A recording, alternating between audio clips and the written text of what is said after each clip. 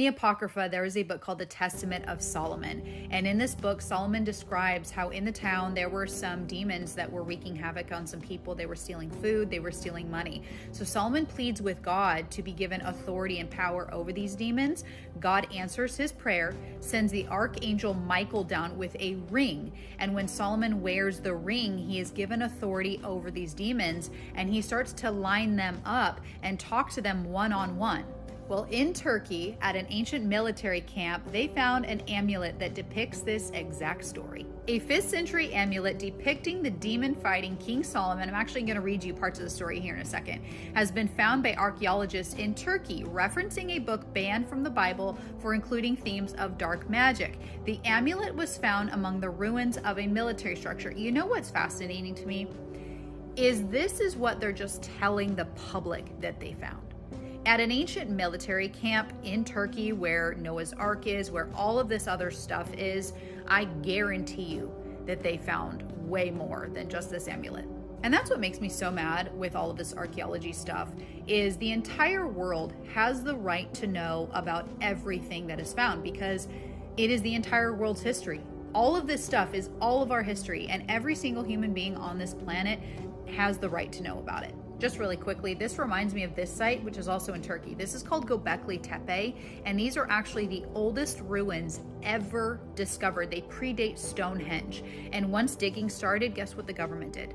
They came in, put a complete halt to all excavations, and they actually postponed all digging for like 100 years or something. There were protests, there was media coverage. It was a huge ordeal because people were saying, like, this is the world's history. If this is the first civilization ever, we deserve to know what is in here, but nobody ever will. Okay, so back to the Testament of Solomon. So it says, Testament of Solomon, son of David, who was king in Jerusalem and mastered and controlled all spirits of the air on the earth and under the earth.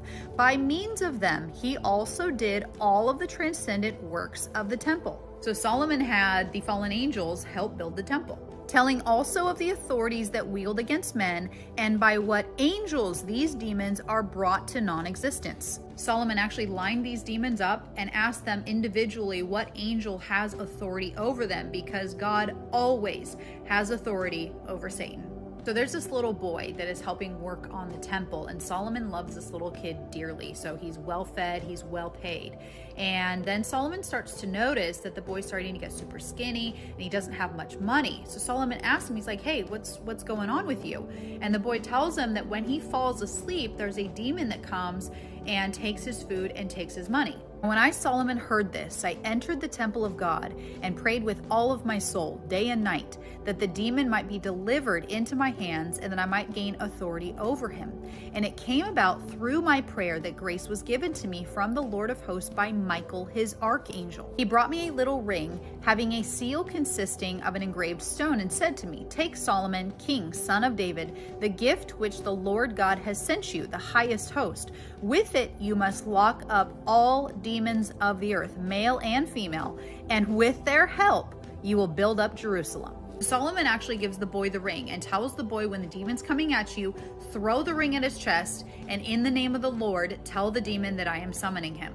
And of course, the demon was pissed because he knows that Solomon has the power of God. And this passage, if you guys want to pause and read, tells us that not only is astrology demonic, but that demons can take whatever form they want. So Solomon assigned this demon to stone cutting for the temple, and he's pleading with Solomon. He's like, please let me go. If you do, I'll bring you all of the demons. So Solomon prays for help. The archangel Uriel comes down, and they actually summon the leader of the demons who had kingship over the demons. And I summoned again to stand before me Beelzebul, the prince of demons. And I sat him down on a raised seat of honor and said to him, why are you alone, prince of demons? And he said to me, because I alone am left of the angels of heaven that fell. For I was first angel in the first heaven, being entitled Beelzebul. And now I control all those who are bound in Tartarus. But I too have a child, and he haunts the Red Sea. So Solomon actually meets Lilith. And what's crazy to me is I have scrolled past videos on this app of people who are openly talking about how they serve Lilith. So Lilith goes on to tell Solomon that her goal is to take out babies during childbirth. So if you've ever wondered why certain things happen on this earth, you know, people out there, they blame God. There are demons assigned to very specific tasks. There's another part in this story where there's a demon that tells Solomon that he's assigned to newlyweds to break them up. So, Satan hates us, and he's very cunning, he's very smart, and he has a lot of minions. He has a very vast army, and they are assigned to very specific tasks. Lilith is a horrendous spirit. She says, "For I have no work other than the destruction of children, and the making their ears to be deaf, and the working of evil to their eyes, and the binding their mouths with a bond, and the ruin of their minds, and painting of their bodies." Here's the awesome part though. "And I, Solomon, having heard this and having glorified the Lord, ordered her hair to be bound, and that she should be hung up from the front of the temple of God, and that all the children of Israel as they pass might see it, and glorify the Lord God of Israel, who has given me this authority." I will warn you, if you do read this story, it does have a sad ending. King Solomon took all of these wives, then he fell violently, quote, violently in love with one woman, and her people worship Moloch. So they said, if you want her, you got to sacrifice to Moloch. And he did. He actually surrendered to Moloch.